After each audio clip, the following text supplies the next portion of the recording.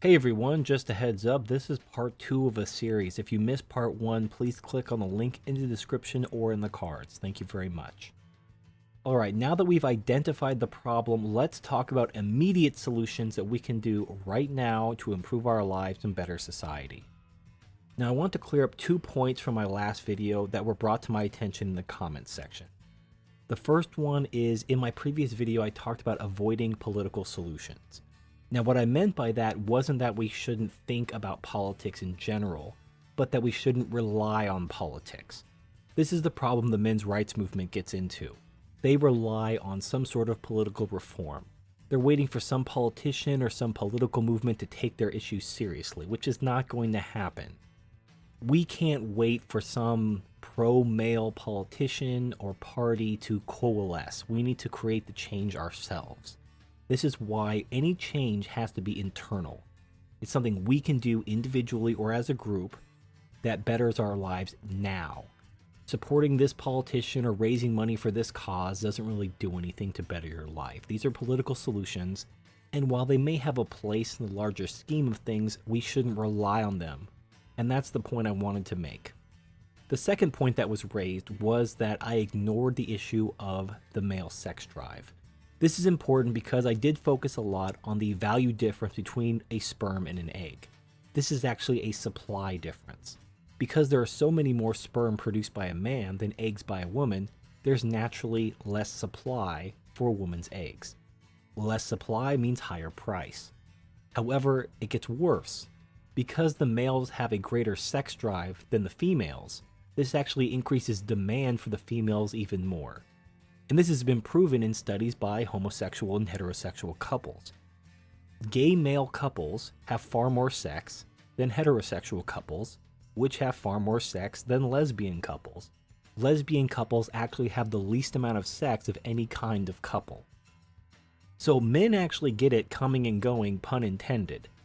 Not only are the sperm worth less than the egg because of supply, but the males actually have a greater sex drive than a woman, which increases the woman's price even further via demand.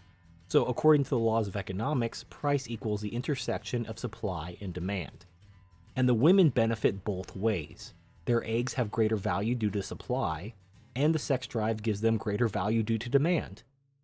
So I didn't mean to ignore the male sex drive, I just felt it went without saying, which is why I didn't bring it up. Anyway, having cleared those things up, let's move on to today's video about the things we can do right now to better our lives. So let's list some of the negative aspects of living in a gynocentric society. These include things like biased marriage and divorce laws. The fact that a woman gets half your shit upon divorce, she gets your kids, half your pension, retirement. In addition to that, you also have things like a woman can sperm jack you. She can take your sperm without your consent, there's nothing you can do about it. You're still liable to support her and her children, even if she used fraud or deceit or outright theft to get pregnant. In addition to that, now you have yes means yes and regret rape, where you can have sex with a woman, consensual sex, and down the road she may decide that you raped her, and then she has you on the hook. You have to prove your innocence somehow, which is impossible, and then you're screwed. And it's basically a shakedown. You can pay her off or whatever, I don't know. I mean, Bill Cosby's fighting this battle right now, because decades later, now the definition of rape has changed, he's fucked. In addition to these problems, you also have things like the fact that a woman can physically beat on a man, and the man can't even defend himself. Should he attempt to defend himself, he becomes the aggressor. And in fact, it's even socially looked down upon for him to even turn the woman in for assault.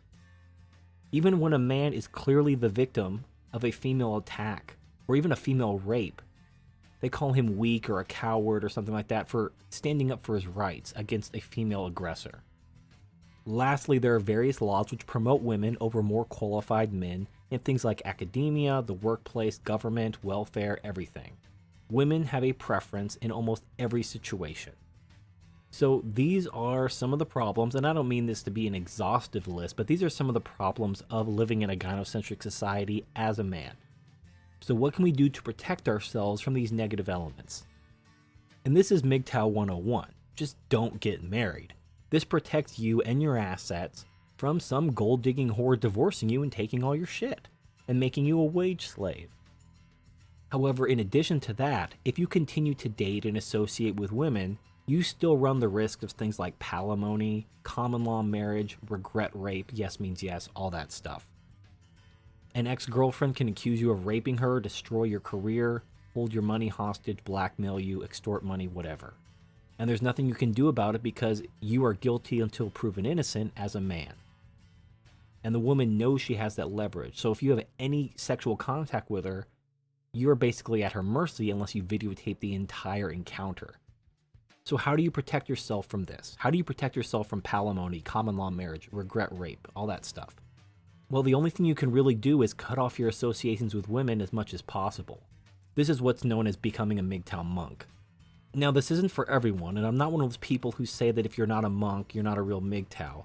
I do respect individual concepts of self-actualization, but you have to understand the risks you're taking by continuing to date and associate with women. Now, if you understand these risks and you continue to associate with women, at least have some situational awareness. Be careful. Carry around some extra condoms, use as decoys, fill them with horseradish sauce. Protect yourself, because these women are out there and they will destroy your life if you let them. Now, let's say you are a MGTOW, you've committed never to get married. You are a MGTOW monk, you don't even date anymore. You are still not protected from the anti-male bias that exists in society. Women are still going to be promoted over you in certain careers. They're going to be protected by various welfare programs that are only available to women, while no welfare programs are available only to men. There are going to be all these ancillary times in life where you as a man are going to be disadvantaged strictly because you're a man, because society goes out of its way to protect and provide for women. So how does a man address these issues? These are societal issues.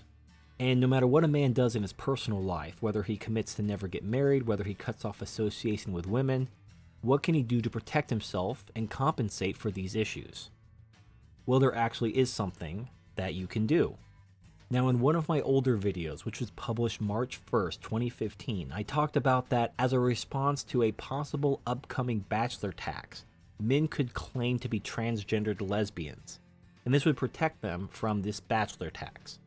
Now, the problem with that, and someone brought this to my attention, is it really wouldn't work for a bachelor tax, because they already discriminate against people who are born male, whether they're transgendered or not, from selective service. If you're born a male and transition to a female, you still have to register for the draft. And if you're born a female and transition to a male, you're still exempt from the draft. So the government has already set the precedent that how you're born and what you identify as has no bearing on the law. So I don't think this will affect any sort of bachelor tax, which may or may not be coming down the pipe. However, that's not what I want to talk about. 2015 was an amazing year for stupidity, and this idea of identifying as a transgendered lesbian has actually taken not a different form, but a different purpose. Because this actually solves some of the remaining problems of living as a man in a gynocentric society. Now, originally this idea was admittedly more of a joke than anything. However, I'm not the only person who came up with this. There was another YouTube channel called Illuminatus Pythagoras, and he made a video called Straight White Males Who Identify as Lesbian Black Females. The fact that this idea has occurred to different people who are unrelated to each other who are observing the same things shows that this idea has wings. But I want to expand on that. Several times when talking about how to defeat feminism, how to engage with feminists, I've made the point, I don't know if I made it into a video, but I have talked about this in the comment sections of my videos. You cannot use reason and logic to defeat someone who is inherently unreasonable and illogical. You can only out-crazy them. That is how you defeat someone who is illogical and irrational. You just out-crazy them. Now, how do you out-crazy feminism? You need to out-feminist the feminists. And you do this by using intersectional feminism, which apparently is being called fourth wave feminism now. I didn't even know there was a fourth wave. But this is hilarious because it actually does all the work for us. We simply need to ride the wave and watch feminism murder itself. Now you may be thinking, oh, TFM, the women will never go for it. They'll never fall for these tricks. Well, I would point you to the fact that Caitlyn Jenner, a woman, quote unquote, who has a XY chromosome and a penis, won the award for Woman of the Year in 2015. Now you're probably thinking, but TFM, the feminists really hate men and they have an own group bias, and although some women's groups may go for it, feminists will never go for it. Well, I'll turn your attention to Miss Piggy. Miss Piggy, who's a fucking puppet and has been puppeteered by a string of men. Miss Piggy has never been puppeteered by a woman. She's always been puppeteered by men. And she won Feminist of the Year in 2015. But then you're probably thinking, but TFM, you need to go see a psychiatrist and they need to diagnose you with gender dysphoria in order to be classified as transgendered. You can't just make this shit up and pretend that people will go along with it. And to that, I will point you to these two cracker McConkie white devils who pretended to be black and invented a term called race dysphoria, or I don't know, transracial. It's fucking horseshit. But here you have two white people who pretended to be black, claimed to be victims, and people went along with it. I mean, this one chick, she was on like a bunch of talk shows talking about how she's really black even though her parents are white. They didn't go to a psychiatrist and get help for their racial dysphoria. They just pretended to be black and went with it, rode that gravy train all the way to the bank.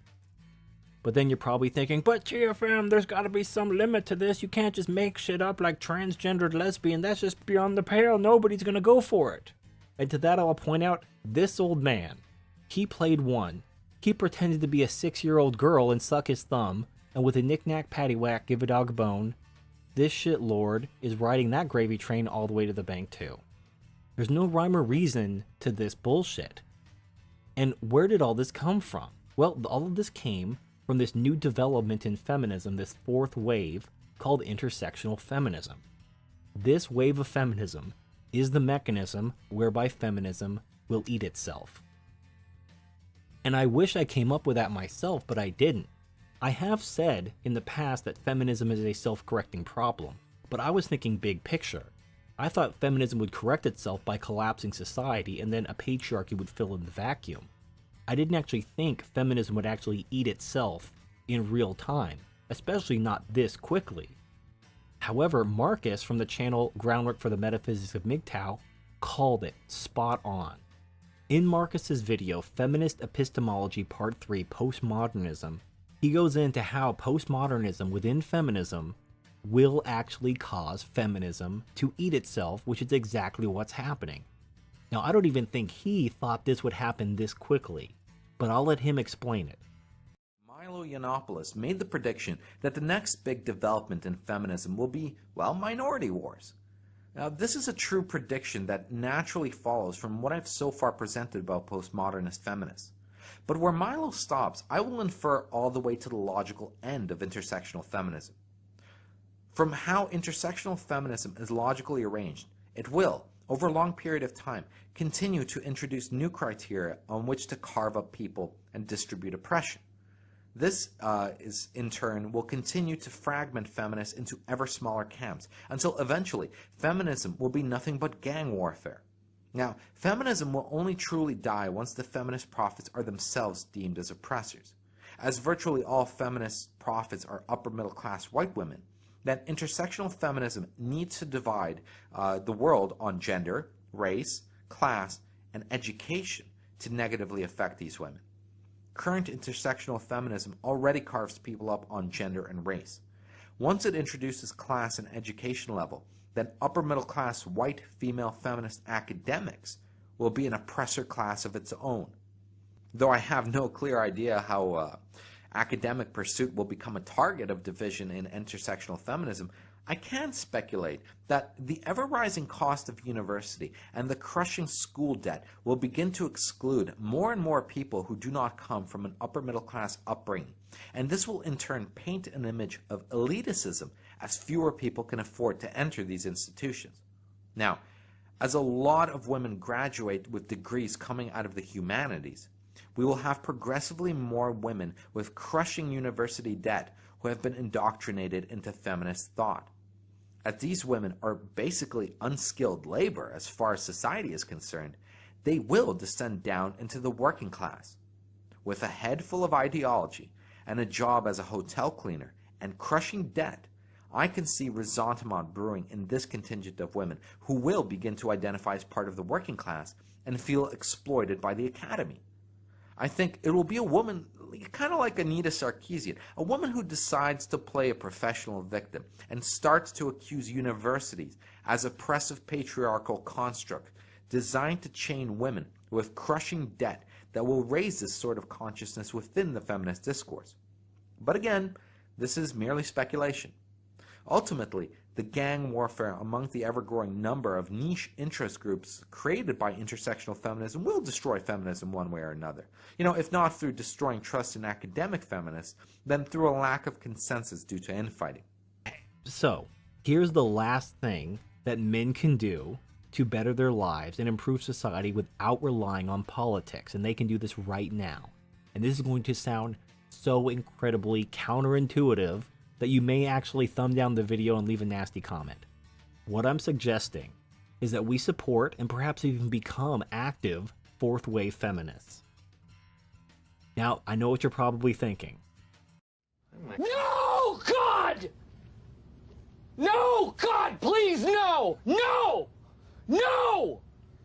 No! But hear me out. Fourth wave feminism destroys the foundation of feminism as a whole.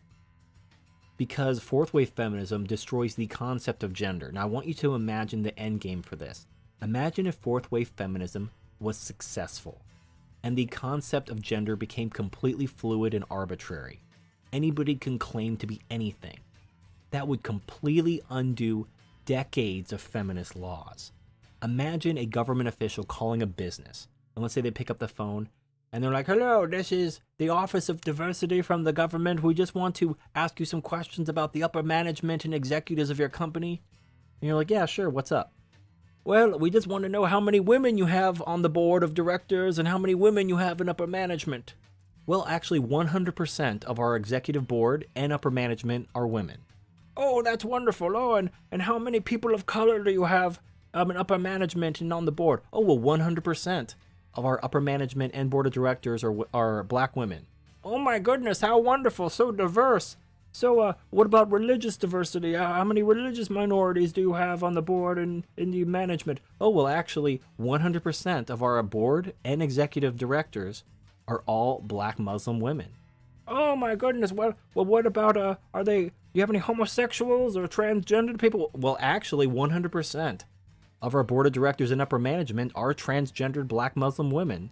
"Oh, well, that's fantastic. I'll mark your company as compliant. Thank you for your time." Now, meanwhile, if you actually walk into this company, it's nothing but old white men. But that's the beauty of intersectional fourth wave feminism. Men can reassert themselves in the workplace and in society by claiming to be women.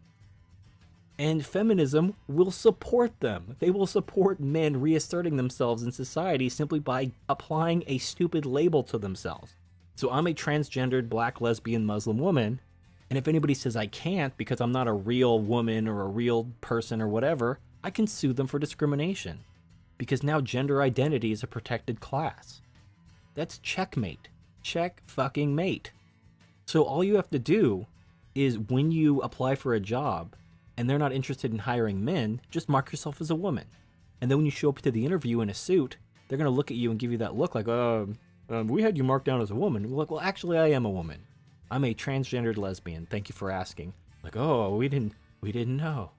And you could tell them, you can assuage their fears by saying, I'm going to use the male restroom. I understand that could make people uncomfortable. I just want to let you know that I am a woman, but I don't want that to affect my work, and I do want to work here, and thank you for your time. And if they don't hire you, you can sue them for discrimination. But my guess is they will be happy to hire you, because then they could mark on their quota sheet that they hired a transgendered person, while at the same time hiring a strong, competent man for a position they were otherwise going to give to a slow, incompetent woman. So again, you'll have these jobs where 100% of the workforce identify as women, and yet they're all going to be men. And the beautiful thing is, feminism will pat itself on the back like they accomplished the impossible, and all they did was move the chairs around.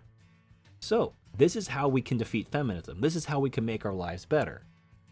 And ironically, it's using feminism against itself. And this isn't even our doing. We didn't even create this. Feminists are doing this to themselves. There have actually been these articles. For example, late last year, Germaine Greer one of the biggest feminists in the world, was disinvited from speaking to fellow feminists at university because of her views on transgendered people. Because old school feminists are overtly misandric and have an openly female dominance agenda. But this actually runs counter to fourth wave intersectional feminism. So these fourth wave intersectional feminists are actually rallying to put pressure on the quote radical feminists of previous waves to accept non-women into feminism. And this is fucking hilarious, because this is feminism eating itself, just as Marcus predicted. I don't think either one of us saw it coming this fast.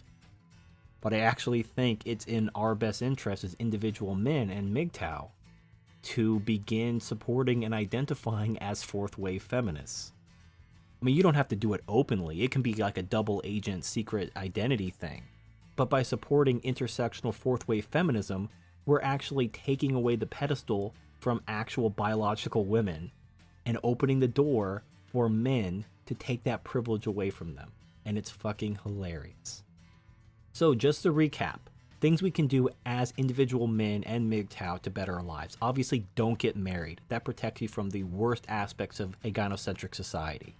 In addition to that, strongly consider no longer associating with women, whether dating, friends, etc. Because by associating with them, you do have a target on your back. They can betray you and take your shit whenever they want because they are believed by the law and you are not.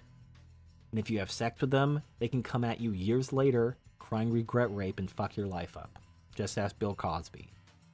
And finally, the big controversial step, consider identifying as a transgendered lesbian and supporting fourth wave or intersectional feminism, whether openly or secretly or whatever, because this is the weapon whereby feminism murders itself. So please tell me your thoughts. I realize this is probably a very controversial solution. So tell me your thoughts in the comments section, and next time we'll talk about long-term goals. Thank you for watching, and I'll see you next time.